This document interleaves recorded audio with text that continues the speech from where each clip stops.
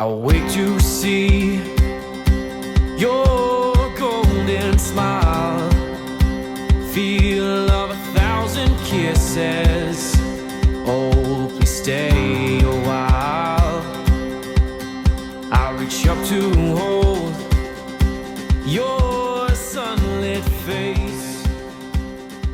Feels like a handful of silk now. Quick recap from our last episode. Donovan and I volunteered to crew on a 52-foot monohull for a delivery from Charleston, South Carolina to Puerto Rico. There's the captain and 3 of us crewing. Night 1 is done, and we're going into day 2. I know you can't see anything because it's 4:30 in the morning, but I just want to describe the evening I've just had. Night 1. I am a load of laundry, and I am clean now because I just went through an entire washing machine for about 8 hours. That's all I have to say right now. It's my turn to go up on watch. There's the top of our mast. I can't tell if, I don't know what the stabilization of these phones. You probably won't be able to see how rolly this is. We are all over the place. It's about 5:30, 5:35, and we're going just about 6 knots, which is only about 1,800 RPMs. Wait, we're going 2,500 when we first left Charleston. He wants to stay to about 6 knots. And the moon looks like it's full. We need night vision camera. So there's the moon. Let's see if we can see it. Which of course does not do it justice on camera. And the sunrise should be probably pretty soon, I imagine. So I'm looking forward to that. It's been a pretty wild night for it being the first time, the first night. Not having my sea legs yet, and everything in the kitchen's flying in every which direction. Going to the bathroom and trying to sit on the toilet is no fun either. The other cat that's following us is way up there. I don't know if you can see that light, but we made a friend. Our captain saw him. How's it going, guys? Oh, morning. Morning. You're awake early. I woke up. We're going to use the bathroom. I'm going to put my head up here. It's nice now. It's warm. Yeah. Er. It is getting warm. This is what 6:30 in the morning looks like when you have absolutely no land anywhere in sight. Still kind of dark. It's pretty lit up right now for me, but on the camera it looks pretty dark. Our buddy boat is over there. Cat. All those dark clouds that we're heading directly into are not going to make it a fun time. There's the moon. Haven't seen the sun yet. This is what we're getting into right now. That's us. And we're going this way. Oops. What did I press? That's us, and we're going this way. So all of this green is that right there. And so what are we doing? This was Charleston right there. We're going all the way out. We got a waypoint somewhere there. That's our waypoint. So that's the direction that we're heading in, where that red dot is. So we're going like this. And then as soon as we hit here, we're gonna go straight south to Puerto Rico, because the winds are all coming this way. So if you go down the east coast over here, the wind's hitting you the whole time. We're going over here where the wind is going this way. And then as soon as we get to here, then we can start shooting down, and we'll be on a beam reach all the way down into Puerto Rico.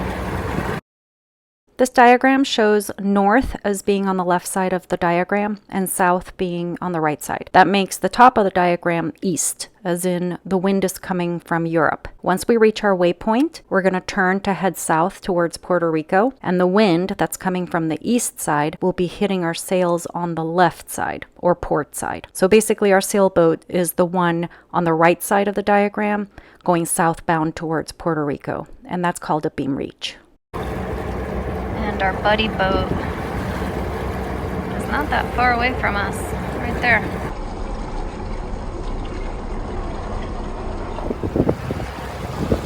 Ah, the orange wants to come out.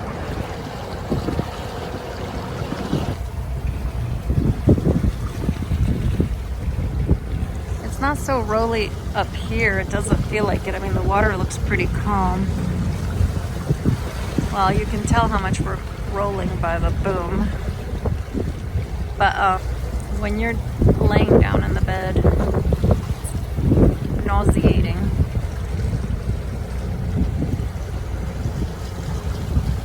So night 1 is done. On to day number 2.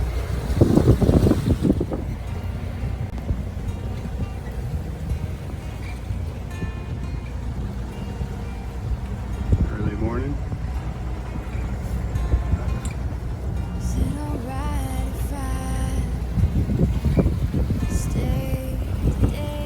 Who was that? I was trying to lay down on the job.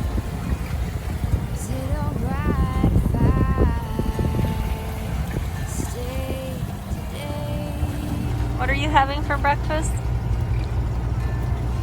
Delicious turkey jerky. That's disgusting. I'm having the breakfast of champions. It's definitely a good mix.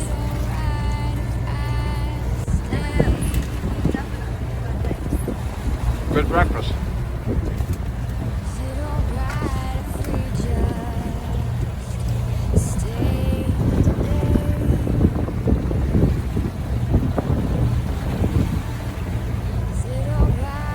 Following that boat all night. Lagoon 450.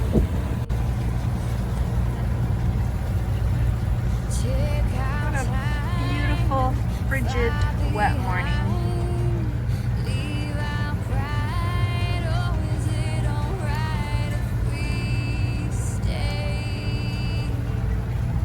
Oh my god, I'm so tired. I'm going back to bed.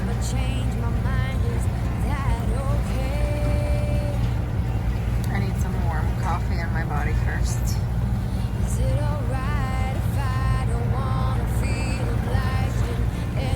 9:18 a.m.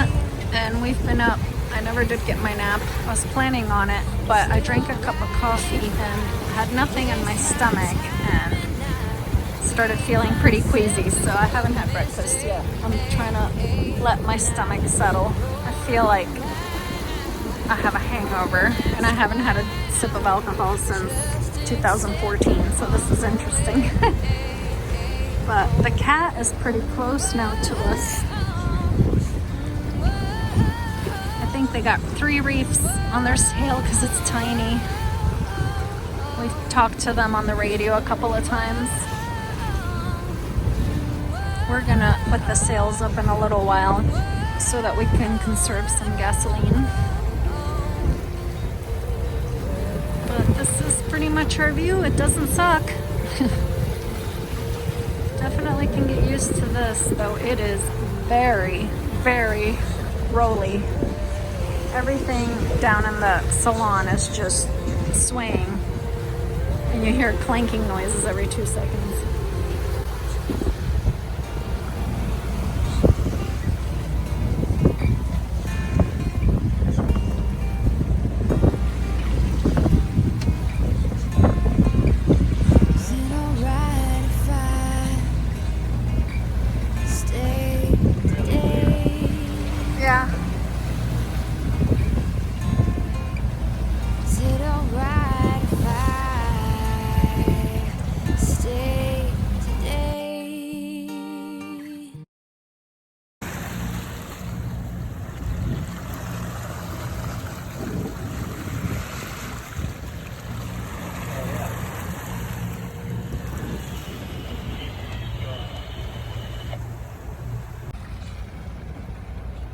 Putting a preventer on.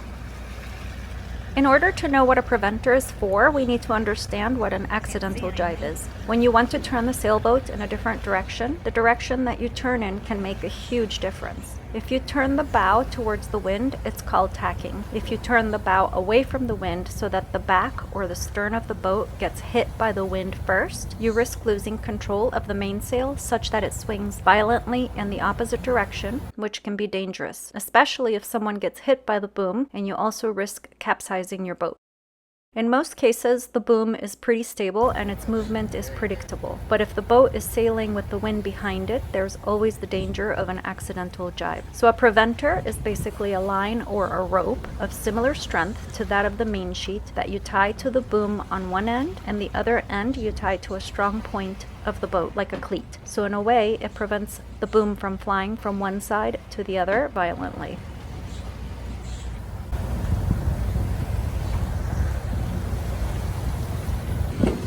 We left Charleston at 3 o'clock yesterday, and it's 3 o'clock now, and we just shut the motor off. We finally got enough wind, so it's gonna be nice and quiet for a little while, and no gasoline smell. Our buddy Pat went that way. Can't see him anymore, but we're headed towards each other again. So in a couple of hours, we should run into them again. 3 o'clock. That's exactly 24 hours motor. 23. And we haven't even put any gas on the tank. Yeah. Right? I haven't seen anybody put gas on the tank. So 24 hours. Still got a few days, but not long way to go. I made it till about 3:30, 3:45 today on one apple because I've been feeling queasy all day until I had to lean over this railing right here and I had to let go of my apple. I'm feeling so much better now though.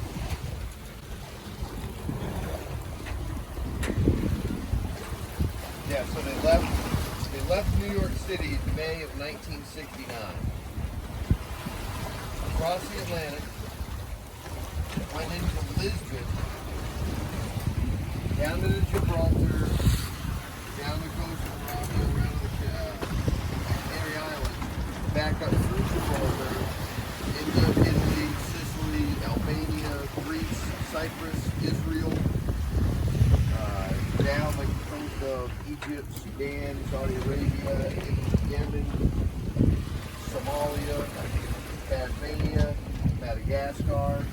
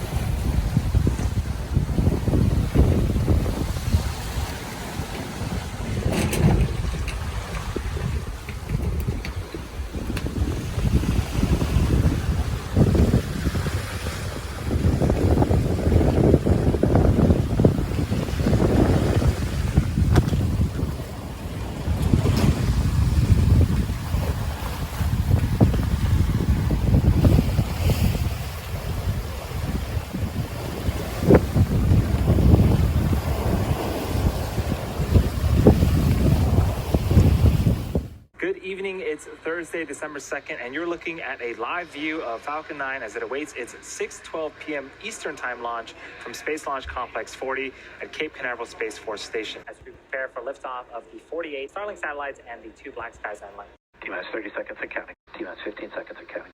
T-minus 5, 4, 3, 2, 1, 0. Ignition, liftoff.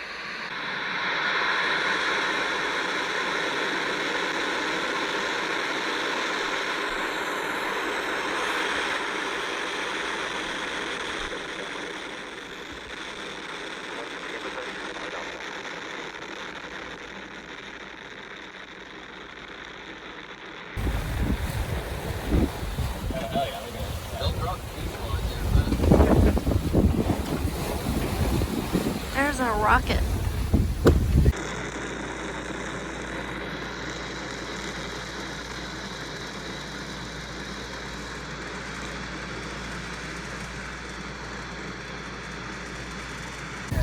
There's a whole stream of smoke behind it. I just lost it. Where'd it go? There it is. There's a whole... No, that's a star. Where'd the rocket go? Right there.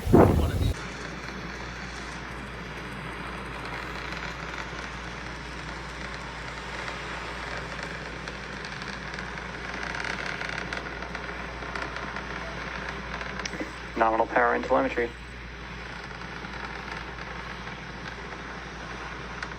So we are about a minute into liftoff. Falcon 9 has successfully lifted off from Space Launch Complex 40 at Cape Canaveral Space Force Station.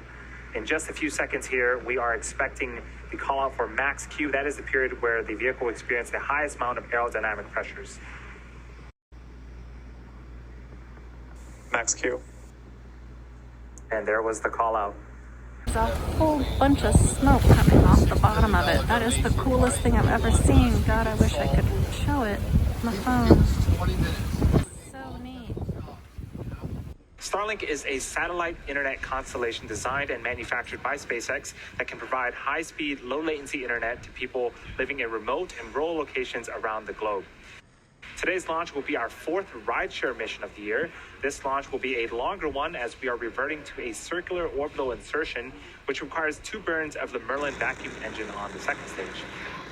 Inside the fairing at the top of the rocket, there are 48 Starlink satellites and 2 Black Sky satellites. Seriously, if anything drops off of it, it's going to fall directly on top of us. Now listen for the splash. We survived, we'll be billionaires. Oh my God, this camera is not getting any of it.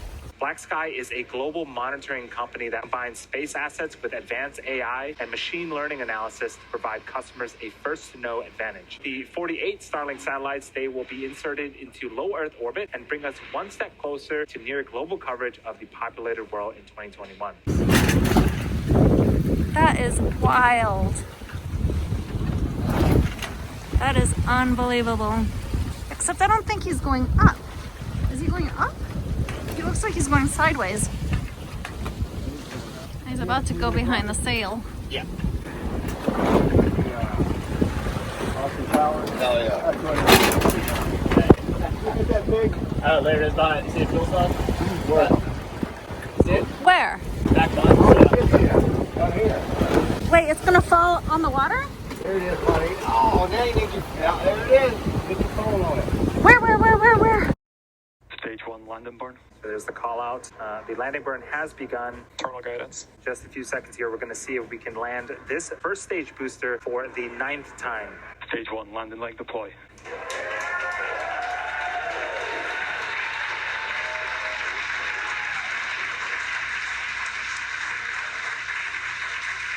You can hear the cheer and applause, and there's the visual. This first stage booster has landed 9 times. This marks our 89th overall successful recovery of a Falcon 9 first stage.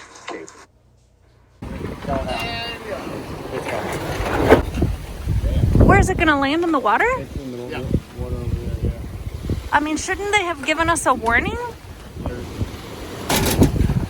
It's way up there. Well, no, I know we're good, but I mean, shouldn't the Coast Guard have said, like, if anybody's out there in the water, watch your head? Like think the odds happening with the so astronomically large.